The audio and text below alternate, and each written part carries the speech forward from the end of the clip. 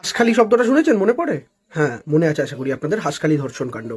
সেই হাঁসখালি ধর্ষণ কাণ্ড রাজ্য পুলিশ যতটা তদন্ত এগিয়েছিল, তদন্ত এগোনোর পর সিপিএম বিজেপি প্রত্যেকে নেত্য করলো সিবিআই দিতে হবে, সিবিআই দিতে হবে। তারপরে সিবিআই দেওয়া হলো এবং বিশ্বাস করুন আজকে 1.5 বছরের ওপর অতিক্রান্ত।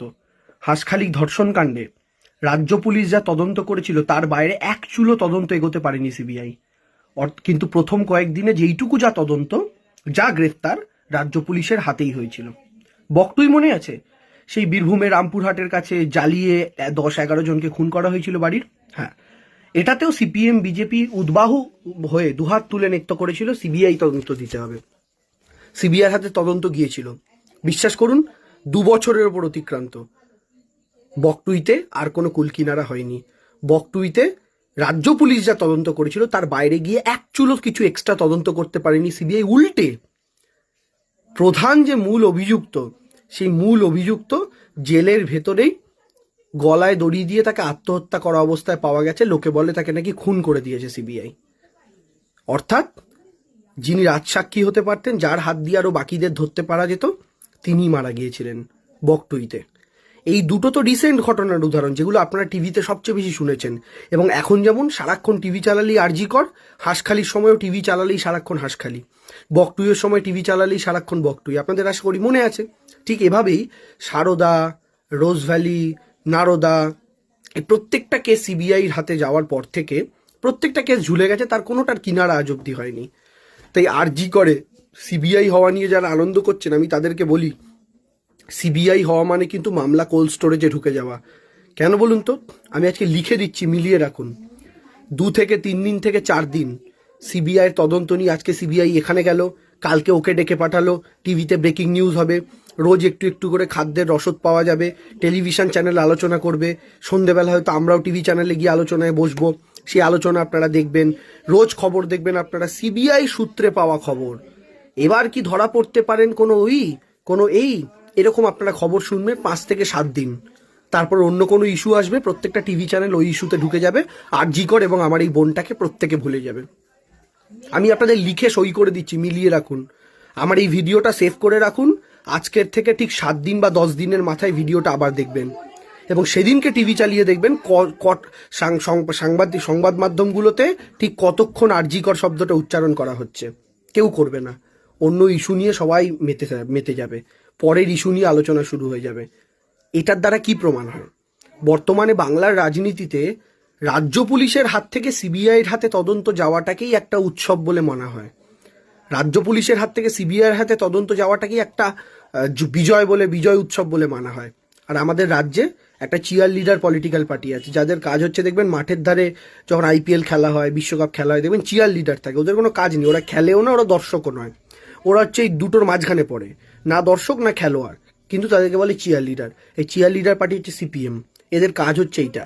এরা কোনো কিছুতে নেই, সারাক্ষণ সিবিআই করে নাচবে, রাজ্য পুলিশের তদন্তে আস্থা নেই করে নাচবে, তারপরে সিবিআইয়ের হাতে গিয়ে তদন্ত যাবে, তখন বলবে দারুণ হয়েছে, আমরাই তো সিবিআই চেয়েছিলাম। ওদের নেতারাই সিবিআই করে লাফাবে।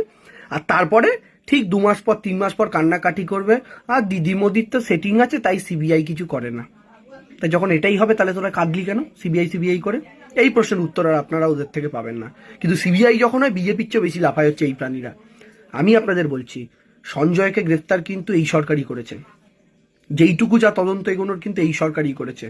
এই প্রশাসনের উপর আস্থা রাখলে এই প্রশাসনই যেইটুকু যা করার করতো। যে বিজেপির লোকেরা লাফাচ্ছেন, আমি তাদেরকে শুধু মনে করিয়ে দিতে চাই, উত্তরপ্রদেশের হাতরাসে আমাদের বোনকে ধর্ষণ কিভাবে করেছিলেন আপনারা? ধর্ষণ করার পর তার মেরুদণ্ড ভেঙে দিয়েছিলেন, তাকে বেঁকিয়ে তার জিভটা কেটে নিয়েছিলেন। তারপরে সেই বোনের দেহটা কেরোসিন তেল দিয়ে জ্বালিয়ে দিয়েছিলেন। কখন? ওর মা, বাবা এবং ভাইকে দড়ি দিয়ে বেঁধে বাড়িটা পুলিশ দিয়ে ঘিরিয়ে রেখে। এতটা নৃশংস আপনারা। উন্নাওতে কি হয়েছিল? বিজেপির নেতাকর্মীরা ধর্ষণ করে বাড়ির পরিবারের বাকি যারা সাক্ষী ছিল, উকিল ছিল, তাদেরকেও পর্যন্ত মার্ডার করে দিয়েছিল। এবং অপরাধীরা যখন জামিন পেয়েছিল তখন তাদের গলায় মালা পরিয়ে বরণ করা হয়েছিল। এই জিনিস বাংলায় হয় না, এই নোংরামি বাংলায় হয় না, মিডিয়াকে আটকানো হয় না, অপরাধীদের গলায় মালা পরিয়ে বরণ করা হয় না বিজেপির নেতা বলে। তৃণমূলের দূর দূর অব্দি কোনো যোগাযোগ নেই এই ঘটনার সঙ্গে। তারপরও আন্দোলনে মমতা ব্যানার্জিকে একটা টার্গেট করার কিন্তু চেষ্টা চলছে। আপনারা যারা নিরপেক্ষ মানুষ, আমি অবশ্যই প্রতিবাদ করার দরকার এই ঘটনা, আমি নিজে প্রতিবাদ করেছি, তীব্র নিন্দা জানাচ্ছি এই ঘটনার। আরও নিরাপত্তা বাড়ার দরকার রয়েছে, কোনো সংশয় নেই। কিন্তু এই মুখ্যমন্ত্রী কিন্তু প্রথম দিন বলেছিলেন পুলিশকে, এই কদিনের মধ্যে তুমি তদন্ত করতে না পারলে আমি নিজে সিবিআইকে দিয়ে দেবো। দিদি জানেন সিবিআই কেন্দ্রীয় সরকারের, তাও বলেছিলেন সিবিআইকে দিয়ে দেবো। অর্থাৎ সিএম তার 100% চেষ্টা করছে। আর সিএম এই চেষ্টাটা কেন করছে জানেন? কারণ তার হাত ধরেই এই কলকাতা শহর ভারতবর্ষের সেফেস্ট সিটির তকমা পেয়েছে। তার হাত ধরেই পশ্চিমবঙ্গ নিরাপত্তম রাজ্যের তকমা পেয়েছে মহিলাদের জন্য। ফলে তার কাছে এরকম ঘটনা শকিং, যেমন আমাদের কাছে শকিং, তার কাছেও শকিং। তিনি তার রাজ্যের গায়ে এই ধাব্বাটা নিতে পারেননি, তাই তিনি যথাসম্ভব করেছেন। কিন্তু আপনারা যারা এই আন্দোলনে যুক্ত হচ্ছেন, আপনারা যারা এই আন্দোলনে সম্পৃক্ত হচ্ছেন, প্রতিবাদ করছেন, তাদেরকে বলছি প্রতিবাদ অবশ্যই করুন।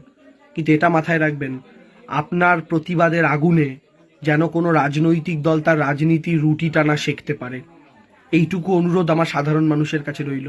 বাকি ধর্ষণ হয়েছে, খুন হয়েছে এবং বোনের সাথে যে নৃশংসতা হয়েছে, আমি যদি ব্যক্তিগতভাবে আজকে দেশের প্রধানমন্ত্রী হতাম, আমি অর্ডিন্যান্স আনতাম। আর অর্ডিন্যান্স এনে এইসব খুনিদের হাওড়া শিয়ালদা স্টেশনে সকালবেলা অফিস টাইমে মাটিতে দড়ি বেঁধে শুইয়ে রেখে দিতাম। যে ভিড়টা ট্রেন থেকে বেরোয়, সেই ভিড়ের পায়ের চাপে চাপে পদপৃষ্ট হয়ে ধর্ষকদের মৃত্যু হওয়া উচিত ছিল। এর থেকেও কঠিন শাস্তি যদি কিছু হয় আমি সেটাই বিধান করার চেষ্টা করতাম। কিন্তু এখানে কেন্দ্রীয় সরকার ধর্ষকদের বাঁচাতে ব্যস্ত, তার আইন কি আনবে। যাই হোক, ভালো থাকবেন, সুন্দর থাকবেন, সুস্থ থাকবেন এবং অবশ্যই আন্দোলন করুন, অবশ্যই প্রতিবাদ করুন। আবারও বলছি, কিন্তু আপনার প্রতিবাদের আগুনে কারো রাজনীতির রুটি সেঁকতে দেবেন না। Thank you very much.